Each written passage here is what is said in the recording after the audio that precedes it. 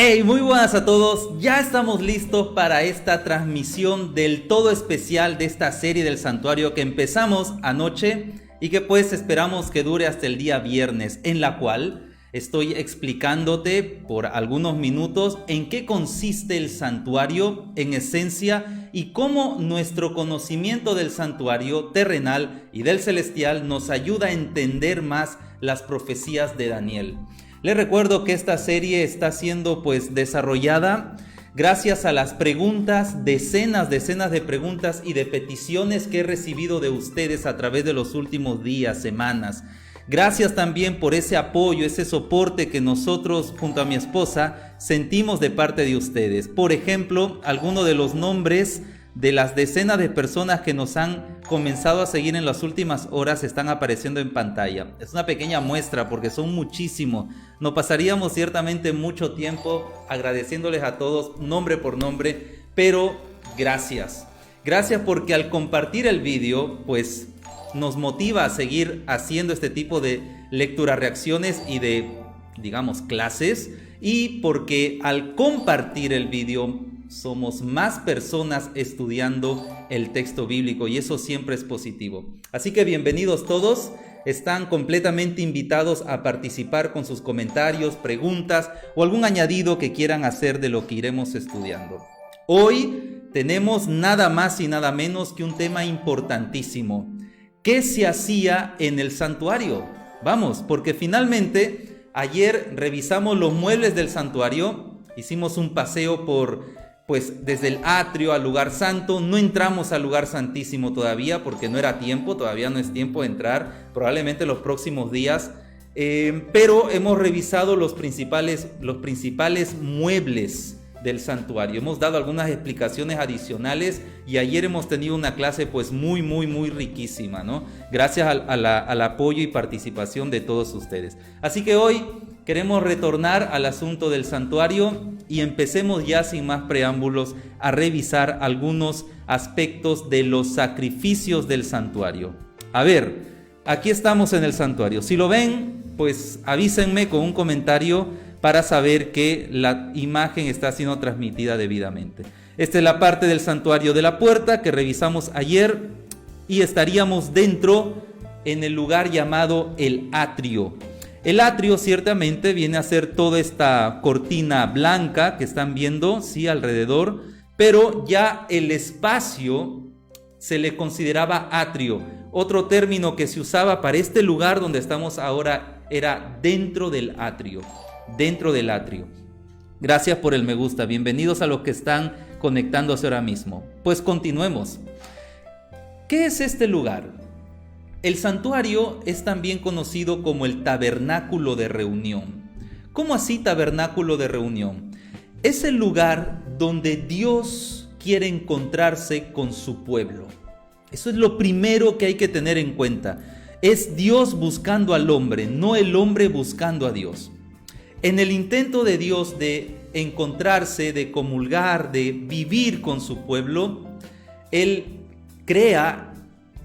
transmite a Moisés este sistema del santuario para que esto pueda ser una realidad.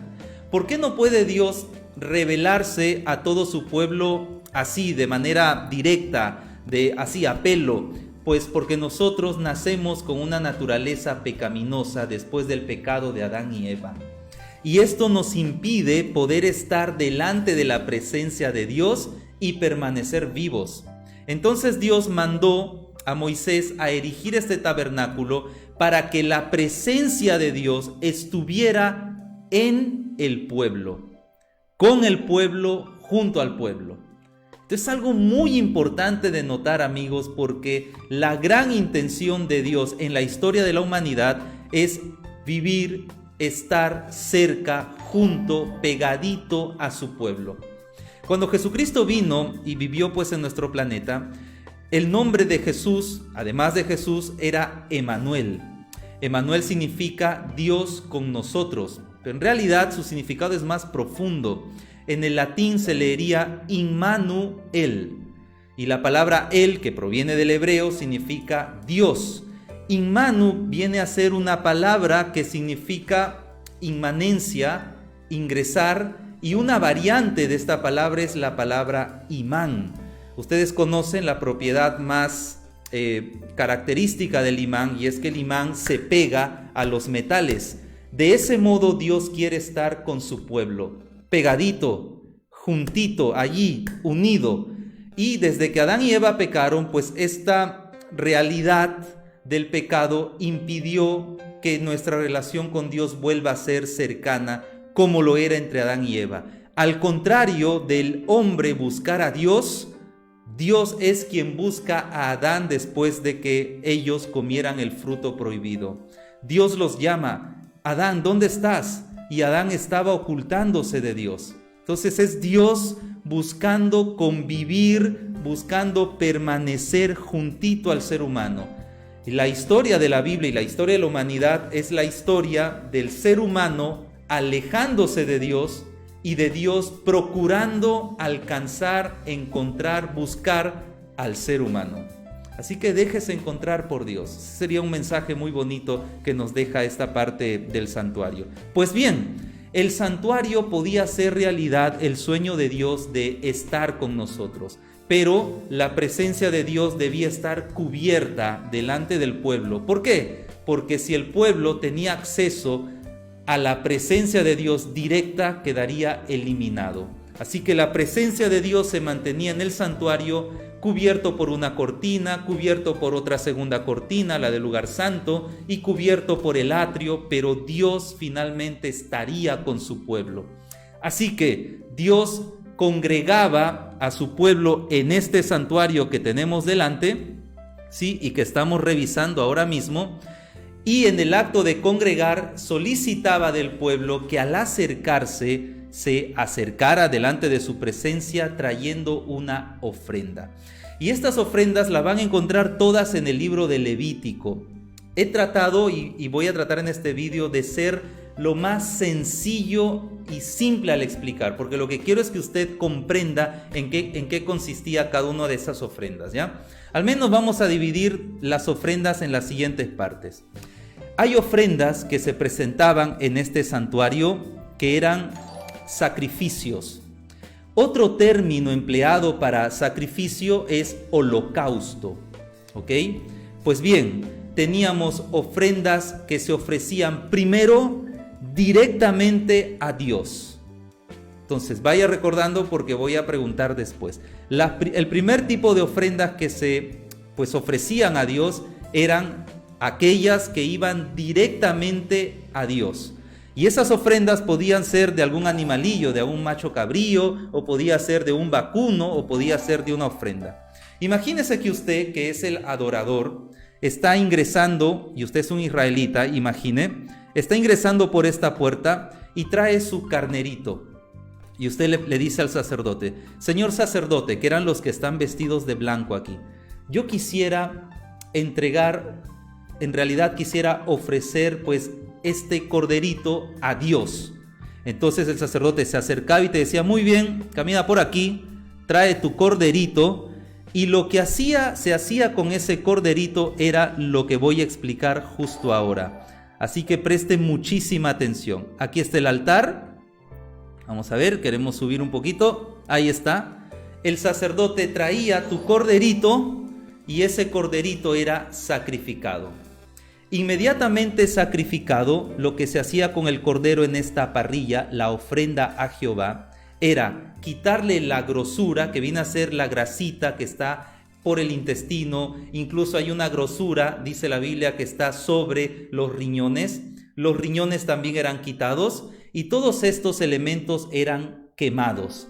Y era ofrenda grata para Dios. Y el becerro o el animalillo que tú habías presentado era lavado. Ese es el primer tipo de ofrenda. A ver si no se le olvida. La ofrenda a Jehová. La ofrenda a Jehová. Tenemos un comentario de Teófilo, dice: bien ahí, me parece muy bien lo que enseña, miles de bendiciones por tu esposa. Gracias, Teófilo León. Gracias por pasarte por aquí. Continuamos y seguimos. A ver, la primera ofrenda entonces era la ofrenda a Jehová. Nunca lo olviden. En cuanto a la segunda ofrenda, tenemos todo tipo de ofrendas también a Jehová, pero que no eran constituidas por animalitos. Pues bien, estas ofrendas podían ser de harina, por ejemplo, que era una cantidad de flor de harina, y esa harina era presentada delante de Jehová en este mismo lugar también. No olvide, todas las ofrendas eran presentadas aquí. En el caso de la harina, el sacerdote de turno tomaba la harina, metía su mano, sacaba un puñado de harina, y ese puñado era ofrecido a Jehová.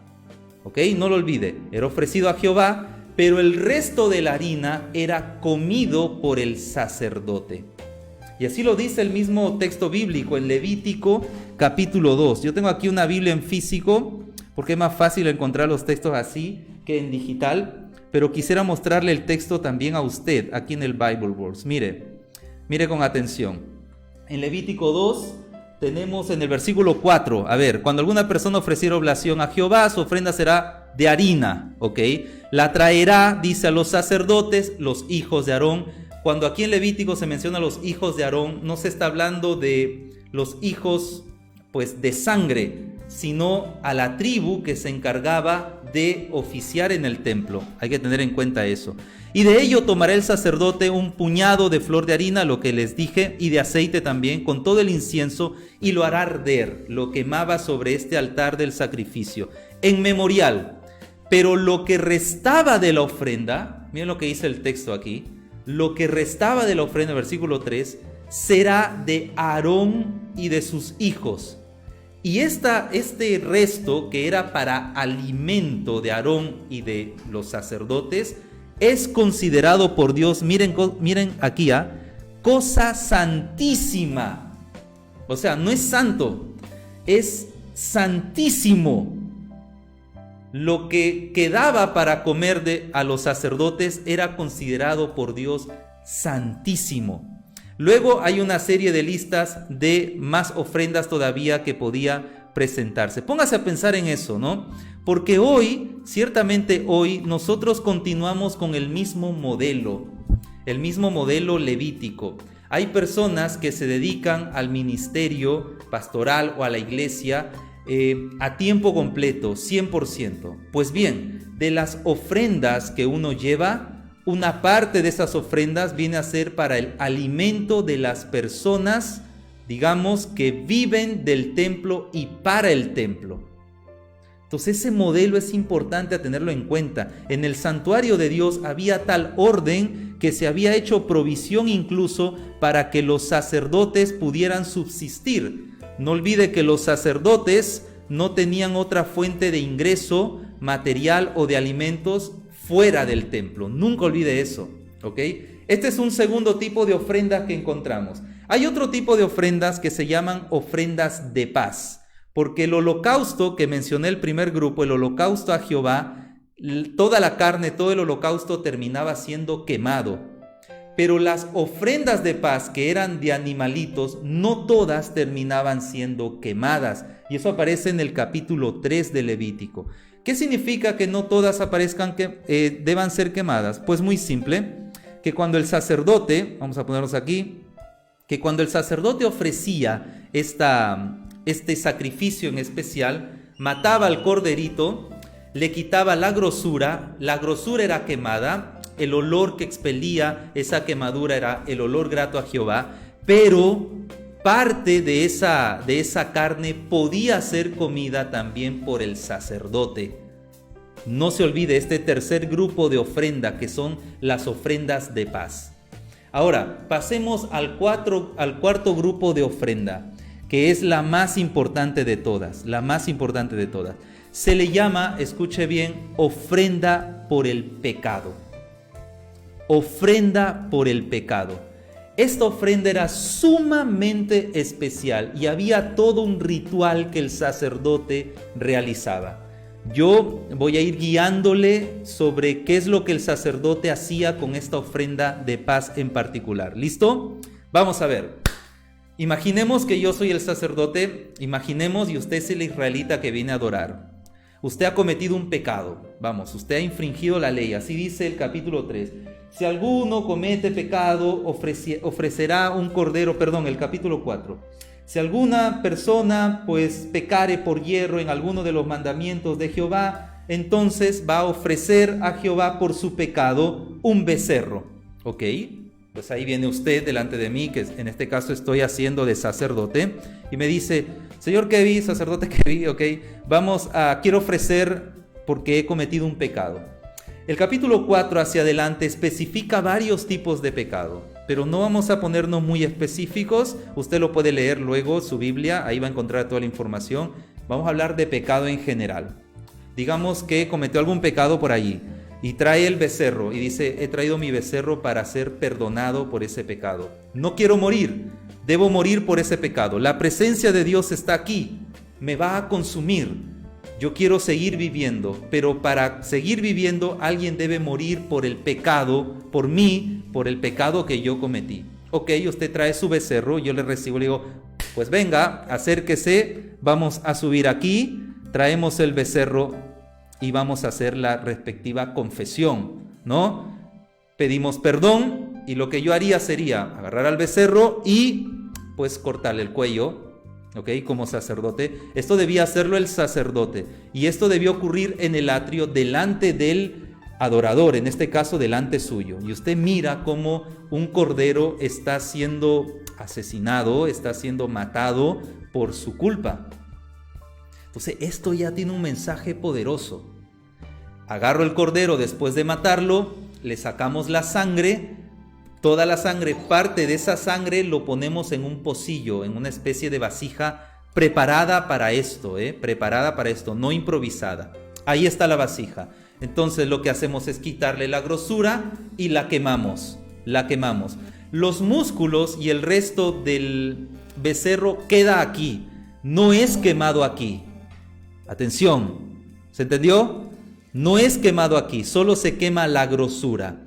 Mientras la grosura se quema, entonces yo como sacerdote le digo a usted, señor Pérez, o como usted se apellide, verá, hasta ahora todo está bien, pero tenemos que seguir avanzando con el sacrificio suyo. Voy a ingresar al santuario. Esta es la ofrenda por el pecado. Voy a tomar la sangre y voy a ingresar con él. No se vaya, por favor. Y usted se queda ahí esperando, ¿no? Entonces yo, que soy el sacerdote, en este ejemplo, ingreso por aquí, ¿ok? Me lavo un poco las manos, porque tienen que pensar que al matar el cordero, pues me habré ensuciado el antebrazo, etcétera, las manos. Y yo solo quiero ingresar con esta sangre en esta vasija, ¿ok? Me lavo bien las manos aquí en el lavacro, como lo mencionaban algunos ayer, que aquí lo tenemos delante, el cual solo tenía agua. Una vez que quedaba bien limpiecito, ingresaba de este lado al lugar santo. Y aquí estoy en el lugar santo. Ayer ya expliqué cada mueble, puedo ver perfectamente porque ahí hay una lámpara de 7 brazos que viene a ser el candelabro. Ayer lo expliqué, ya no quisiéramos explicar nuevamente. Y yo me paro aquí como sacerdote, ¿ok? Y le digo a usted, muy bien, a usted no, perdón, usted ha quedado atrás. Y digo cosas así, me acerco, voy a agarrar la vasija y voy a meter mi dedo, dice el texto bíblico en Levítico 4, en la sangre. Voy a agarrar un poquito de la sangre, me voy a acercar hacia el altar del sacrificio, el altar del incienso que está aquí, y voy a asperjar 7 veces la sangre sobre esta cortina. A ver si se entendió. ¿Listo? Agarro la sangre, pongo mi dedo en la sangre y mancho la cortina 7 veces.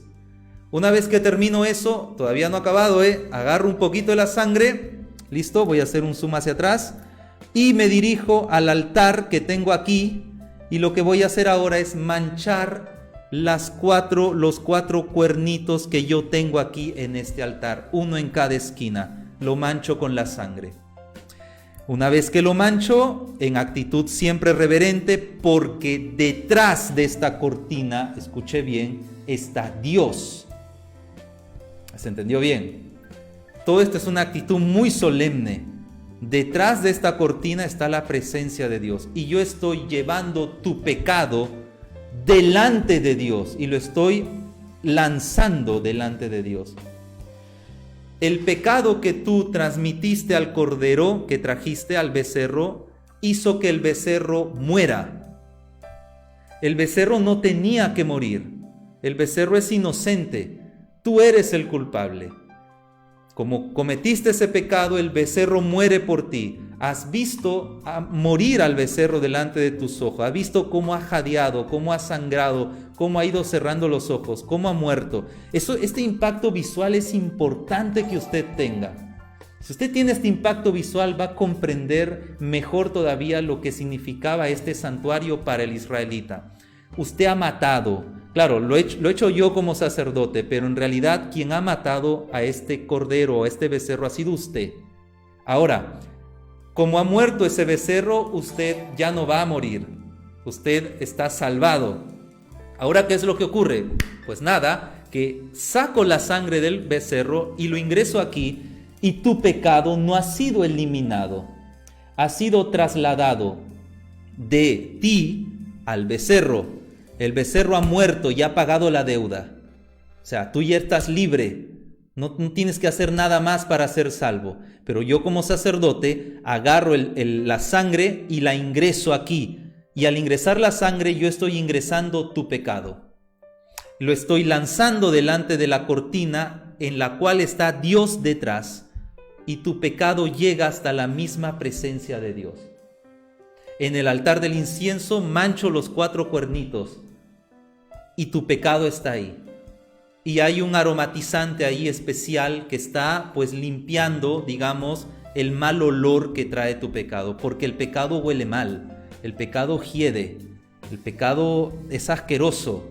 Y delante de la presencia de Dios estamos manchando. Una vez que yo mancho la cortina con la sangre, y mancho también los 4 cuernitos del altar del incienso, entonces yo me retiro solemnemente. Salgo por aquí y tú estás expectante, porque si el sacerdote sale y ha sucedido todo según lo previsto, pues todo tu sacrificio, el sacrificio que has presentado, ha sido acepto delante de Dios.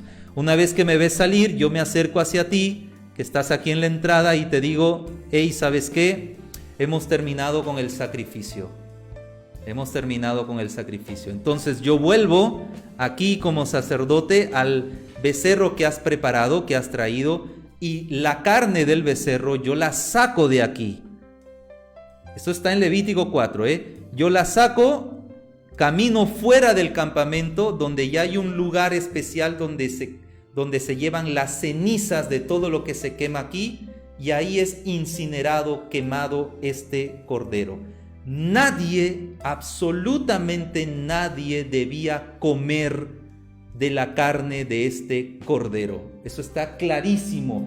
Eso está en Levítico capítulo 6, el versículo 29 y 30. Lo voy a leer para ti, ¿vale? Porque es importante que tenga esto bien clarito. Levítico 6, pues 29, 30. Vamos a ver, dice así. Versículo 30. Mas no se comerá ninguna ofrenda de cuya sangre se metiere en el tabernáculo de reunión para hacer expiación en el santuario. Al fuego será quemada. Así nomás. Entonces, todos aquellos sacrificios que se presentaban, en este caso como sacerdote, que yo presentaría a tu favor, o tú presentándolo, trayéndolo como ofrenda, todos esos sacrificios pues podían ser comidos, salvo aquellos sacrificios por un pecado en específico que ingresaban hasta el lugar santísimo hasta el lugar santo que está aquí. Y yo asperjaba la sangre ahí. Ese cordero no debía ser comido por nadie, debía ser quemado completamente. Eso es lo que hacían los sacerdotes todos los días, porque el pueblo pues se contaba por cientos, por miles, y se cometían pecados todos los días. Entonces yo me acercaba a ti y te decía, ¿sabe qué, señor Pérez? Usted ha sido perdonado por su pecado, puede volver a su casa en paz. Eso era todo. Entonces el sacerdote esperaría en su turno a la siguiente persona, pues que traería otro becerro o traería alguna ofrenda. Pregunto, ¿se entendió esta parte de los sacrificios? Respuestas aquí en los comentarios ahora mismo. Escriba su respuesta, escriba. Sí, Kevin, se entendió. No, Kevin, llegué a mitad del vídeo, no se entendió. ¿Podrías hacer un repaso así en una línea nada más? Escriba, por favor, porque quiero que esté seguro, yo quiero estar seguro de que usted ha comprendido. ¿Por qué razón? Porque mañana vamos a ver otro aspecto del santuario que si usted no entendió esta parte, entonces no vamos a poder avanzar. ¿Vale? A ver, Peter entendió. Sí, dice. Vamos a ver los demás, porque tengo muchos espectadores aquí. Escriba ahí. ¿Comprendió? No, Kevin, no comprendí. ¿Puedes explicar esta parte? Mirla ha entendido. Gracias, Mirla. Vamos a ver si los demás han entendido. Quiero que usted reaccione, amigo. Quiero que usted reaccione. Mientras van escribiendo, porque el vídeo tiene un ligero retraso. A ver, Rafael pregunta, ¿cómo se sabía si fue aceptado el sacrificio? Qué buena pregunta, qué buena pregunta. No había una manera visual de saber si el sacrificio había sido aceptado o no. No había una manera visual. En el día de la expiación sí, pero en los sacrificios por el pecado, en la ofrenda por el pecado o los sacrificios de mañana o de tarde, no había una manera visual de saber. El sacerdote era responsable de hacerlo según lo que Jehová había mandado en las leyes levíticas. Ciertamente, si el sacerdote lo hacía con desprecio o lo hacía irrespetuosamente o no le ponía, digamos, la solemnidad del caso, era un asunto del sacerdote y Dios. Pero Dios observaría la dedicación, la inclinación, la voluntad de adorar y de pedir perdón del adorador. Así que podríamos decir en ese sentido que todas estas ofrendas, siempre y cuando se hagan de la manera adecuada y según estaba establecido en el Levítico, eran aceptadas por Dios. Eran aceptadas por Dios. Muy buena pregunta, Rafael. Olga Mamán dice sí se entendió. Albane María dice que estuvo claro. Pues esas eran las ofrendas. Ahora, yo quisiera preguntarles, vamos por partes. ¿Cuál era? Porque he dividido las ofrendas en 4 tipos. ¿Alguien se acuerda la primera ofrenda que había mencionado? Porque es importante conocerla.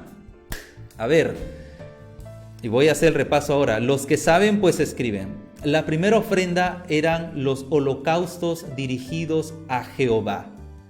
No era una ofrenda para el templo, ¿ok? Era una ofrenda que pues el adorador traía a Jehová. No necesariamente por haber cometido algún pecado en específico. Simplemente era un acto de adoración. Y eso aparece en Levítico 1. Y es cierto que este holocausto era hacia Jehová, pero era por expiación. Pero no se hace mención de que hay un pecado en específico. Quiere decir que usted como adorador israelita podía ciertamente, sin haber cometido ningún pecado, traer su holocausto como un acto de adoración a Dios. ¿Ok? Ese es el primer holocausto. Muy bien, Olga Mamani, ha estado atenta. La primera ofrenda era para Jehová. La primera en esta clasificación que yo he hecho. Entonces usted traía su ofrenda, era presentada aquí. También podía ser ofrenda, a ver, déjame leerlo. También podría ser ofrenda de harina, no lo olvide, porque aquellos que no tendrían la economía para llevar un becerro, porque también llevar un becerro diario pues es caro, es caro. Aquellos que no tendrían la economía tendrían la opción de llevar harinita o también tenían la opción de llevar tórtolas o palominos, ¿ok? Los cuales también eran debidamente o estrictamente regulados como debían ser ofrecidos. ¿Ok? Eso está en Levítico 1 a partir del versículo 10 en adelante. 10 en adelante. Y así, por ejemplo, tenemos más ejemplos de algunas personas que no puedan traer una ofrenda en específico por ser muy costosa para ellos, pues podrían traer harinita o podrían traer tórtola. Al final, algunas de esas ofrendas terminaban siendo para sustento pues alimenticio de los sacerdotes. Rafa, solo pregunto, a ver, ¿quedan registros de sus estudios en esta plataforma? Es mi primera vez que lo veo y acabo de empezar a verlo, pero estoy interesado. Sí, querido amigo Rafa, sí quedan, estos vídeos que estamos haciendo quedan en nuestro fanpage.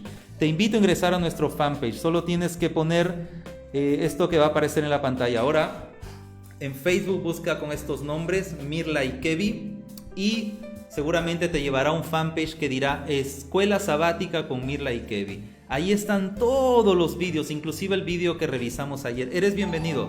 Dale me gusta, dale seguir para que no te pierdas ninguno de nuestros vídeos posteriores.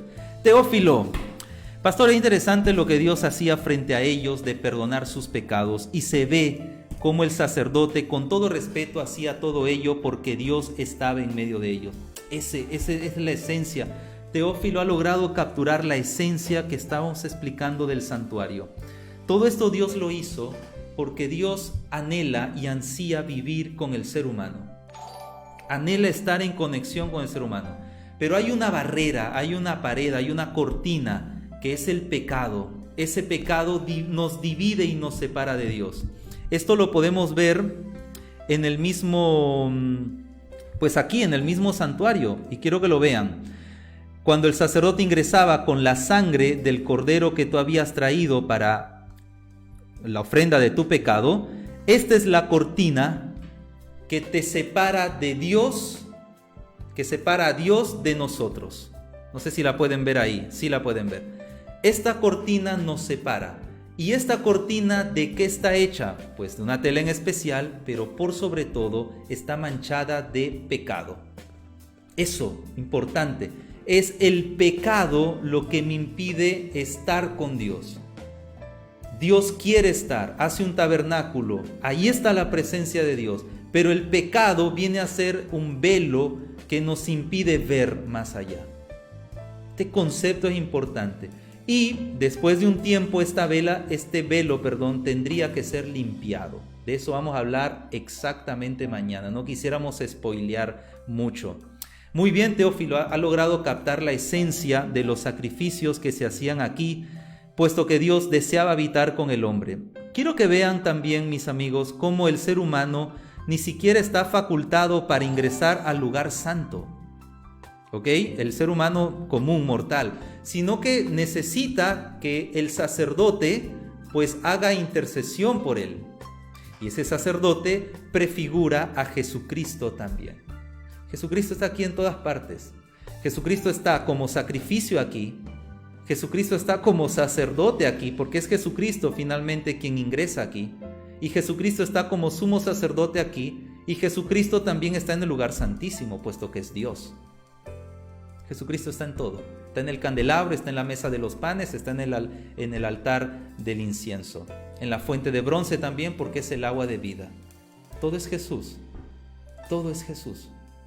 Es algo que también debe tener usted muy en consideración. Muy bien, el primer sacrificio entonces ya repasamos. ¿Alguien se acuerda del segundo sacrificio? A ver, vamos a ver si estamos atentos. Segundo grupo de sacrificio. El primero era el sacrificio, la ofrenda directamente a Jehová. La segunda, a ver, vamos a ver. Voy a darle un tiempito porque tiene un retraso. Ya tiene un retraso. Mientras van revisando, mientras van escribiendo, Peter dice amén, muchas gracias. Mientras van escribiendo, quiero que vean aquí el traje que llevan los sacerdotes, que estaba hecho del mismo material que del atrio. Entonces esto debía verse realmente hermoso, realmente hermoso. Mientras el sacerdote predomina el color blanco, en las vestiduras del sumo sacerdote predomina el color azul. Pero del sumo sacerdote tendremos tiempo para hablar mañana, porque él cumple un rol importante. Muy bien, las ofrendas de paz. Muy bien, las ofrendas de paz eran uno de esos grupos que hemos mencionado, que eran ofrendas que eran presentadas simplemente en un acto de adorar a Dios también, pero que eran ofrendas que cumplían el rol también de sostener el santuario, porque es de las ofrendas de paz de las cuales podía comer el sacerdote. No lo olvide. Y el último grupo de ofrendas que hemos revisado hoy, la ofrenda por él. A ver si alguien escribe. Vamos a ver si estuvieron atentos. Voy a esperar, les voy a dar tiempo para escribir. Quiero que escriban. Cuando usted escribe, se fija el nuevo conocimiento que usted va adquiriendo. Vamos a ver. Mientras yo voy buscando un texto por aquí. Voy a esperarles que escriban, no me dejen así esperando. ¿Listo? ¿Listo? Mientras ustedes van buscando, quiero leer un texto también de Levítico. Hoy estamos con todo Levítico, que es justamente el versículo 29 de Levítico 6. Para hacer una reflexión breve aquí. Todo varón de entre los sacerdotes la comerá. comerá ¿qué? El sacrificio que era ofrenda para el templo. ¿Qué significa esto? Que ciertamente aquellas personas que se dedican a los asuntos del templo viven de las ofrendas del templo. No olvide eso, ¿ok? Porque últimamente hay una línea de pensamiento que critica este aspecto de la iglesia en general, cuando la especificación bíblica es clarísima y los recursos, los alimentos de los cuales se sostenía el sacerdocio era considerado por Dios no solo como algo santo, y mire el texto que tiene aquí, era algo considerado por Dios como cosa santísima, santísima. El sostén de las personas que se dedican a los asuntos del templo es cosa santísima. Y para aquellos que nos están escuchando que cumplen el ministerio pastoral, que también pues es mi caso, debemos tener en consideración mucho esto. ¿Saben por qué? Porque todos los recursos que ingresan a través de las arcas para el sostenimiento de las personas que se dedican 100% al templo como nosotros, es una cosa santísima. Así que dele, querido amigo ministro, con todo cariño, un uso santo, porque es santísimo para Dios. Ok, respuestas.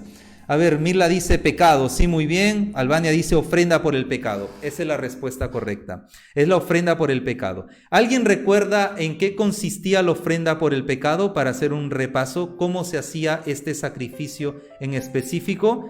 Que alguien lo explique, por favor. Escríbalo porque así se fija el conocimiento. No importa si está ahí con el teclado o con el celular tratando de escribir, escríbalo lo mejor que pueda. Escríbalo, yo lo voy a explicar nuevamente. La persona traía su ofrenda por el pecado en específico, era confesado el pecado, era público también, se lo sacrificaba en este lugar, ¿vale? Una vez sacrificado en este lugar, se extraía la sangre y el sacerdote ingresaba al lugar santo del santuario. Estando en el lugar santo, la sangre era llevada en una vasija y esa sangre era asperjada 7 veces en la cortina quedaba manchada con los pecados de ayer, con los pecados de hoy y los de mañana. Luego manchaba un poquito también aquí en los cuernitos del altar del incienso, en los 4 cuernitos. Luego salía y ese sacrificio que usted habría realizado, entonces ese animalito era sacado fuera para finalmente ser todo quemado y nadie debía comer de él. Nadie. Teófilo León Morales tiene una pregunta. Kevin, ¿por qué el sacerdote era quien hacía el sacrificio delante de Dios? ¿Qué valor tenía el sacerdote delante de Dios al llevar los pecados? Muy buena pregunta. Y una respuesta sería que Dios buscaba exclusividad en los asuntos del templo. ¿Qué significa exclusividad? Pues sencillamente que las personas que se dedicaran al templo de manera especial sean exclusivas del templo y para el templo. En este caso, del santuario y para el santuario. Esto significa, en ese sentido, que eran personas santas delante de Dios porque habían sido apartadas para un uso especial. Eran apartadas de niño. De hecho, nadie podía elegir, yo quiero ser de tal tribu, yo quiero ser de tal tribu, porque era por descendencia. O sea, si tú nacías levita, pues sacerdote. Y desde niñito estarías metido en los asuntos del templo. El sacerdocio es un asunto santo para Dios. Es un asunto santo. De hecho, el sumo sacerdote llevaba en su sombrerillo, digamos, un letrero, una pequeña inscripción que decía santidad a Jehová. Y eso es lo que los sacerdotes debían representar delante de Dios. Ellos debían ser ciertamente no personas perfectas, porque también necesitaban de la gracia de Cristo, hasta el mismo sumo sacerdote, pero sí debían ser personas que den un buen testimonio delante de las otras 11 tribus. Y estas personas pasaban por un proceso muy estricto de ungimiento. Quiero darte el texto para que tú lo puedas revisar después. Se trata de Levítico capítulo, déjame chequear bien, capítulo 7. Capítulo 7, sí, capítulo 7. Ahí vas a encontrar cómo es que se hacía para finalmente ordenar, o mejor dicho, ungir a los sacerdotes. Esa sería la respuesta. El valor que tenía el sacerdote para Dios era de exclusividad al templo. Por lo tanto, debía vivir del templo y debía vivir para el templo. Todos sus recursos giraban en torno al templo. Mientras las demás tribus se dedicaban pues a actividades agrícolas, algunas se dedicaban, ganaderas, otras se dedicaban al comercio, porque había muchos comerciantes o vendedores o revendedores. Los sacerdotes levitas solo debían dedicarse al templo. Mientras los otros podían lucrar económicamente, porque podían hacer un imperio ciertamente de ganado y ganar mucho dinero, los sacerdotes no podían tener esa visión, lucrativa de la vida, sino que eran personas que vivían con lo justo que el templo les proveía. Y ese ideal de Dios es el que debe reflejarse hoy en su pueblo. Personas que se dediquen al 100% a los asuntos del templo y que vivan del templo con modestia. Con modestia. Recuerde, por favor, no olvide esta parte. Todo lo que los sacerdotes comían de las ofrendas que traían los adoradores al templo era cosa santísima. Acá hay un compromiso doble, el compromiso de que los adoradores entendamos que el diezmo y que las ofrendas son cosas santísimas, por lo cual debe haber un sumo respeto. El texto dice santísimo,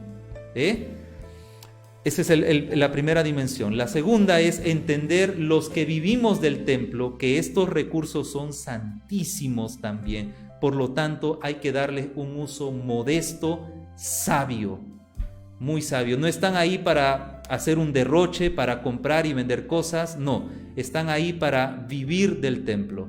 En el caso de los que ejercen el ministerio pastoral, vivir de los asuntos de la iglesia, porque esta persona vive para la iglesia. Y este es un concepto bíblico. Aprendan eso, amigos, un concepto bíblico. Este es el sueño de Dios. Este es el plan de Dios para el sostén de su iglesia. Que así funcione. Que a algunos no les guste, pues allá a las personas que no les guste.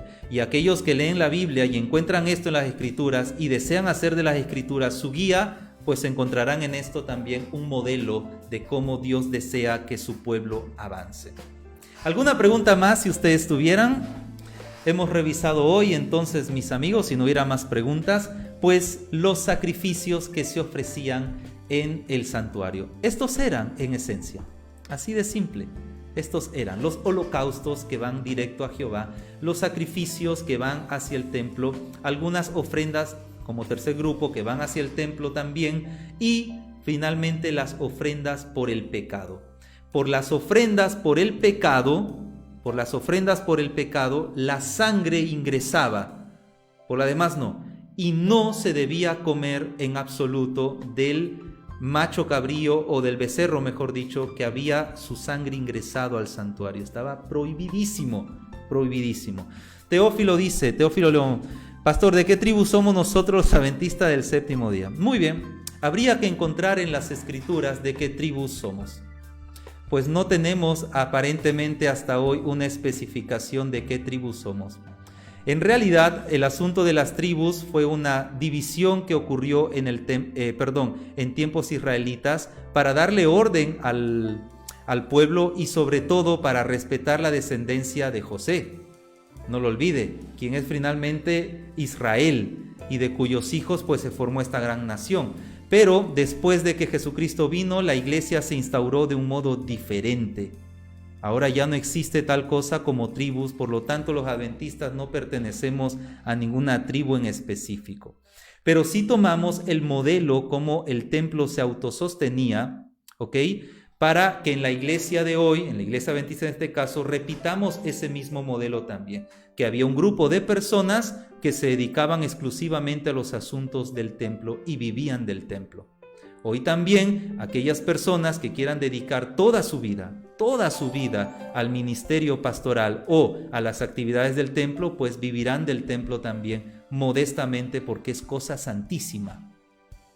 Es cosa santísima, a la cual hay que tener un sumo respeto. Así que, querido amigo Teófilo, yo no diría que los adventistas pertenecemos a alguna tribu en específico, puesto que no hay una especificación bíblica al respecto. Muchas gracias por la pregunta. Si alguien tuviera alguna pregunta más, queridos amigos, entonces ya son 45 minutos de vídeo. Espero que haya quedado claro esta parte. Ayer vimos los muebles, los explicamos cada uno. Los que no lo pudieron ver, pueden revisar en los vídeos anteriores, que es el vídeo de ayer. Eso lo pueden encontrar en el fanpage, Mirla y Kevi, ya lo sabe. Y hoy hemos revisado, qué se hacía en este lugar todos los días. Y resalta de manera especial la ofrenda por el pecado, porque la sangre de este animalillo pasaba y manchaba ese velo que nos divide a nosotros de Dios. De eso vamos a volver a hablar mañana, que nos toca el tema del día de la expiación, donde ya no tiene que ver el sacerdote, sino ahora vamos a conocer mañana qué es lo que hacía el sumo sacerdote. Bueno, ha sido un placer estar con ustedes, siempre es chévere estar con ustedes. Les animo a dejar su me gusta. Si el video les gustó, déjenos un me gusta. Les animo también a compartir el video con sus amigos, compartan el video y a comentar en el transcurso del día. Aquellos que lo están viendo diferido son bienvenidos para mañana. Después de las 7 de la noche, hora peruana, empezaremos con la transmisión de la tercera parte de esta serie El Santuario. Que Dios les bendiga mucho. Ha sido un placer estar con ustedes y conmigo será hasta mañana. Bye bye.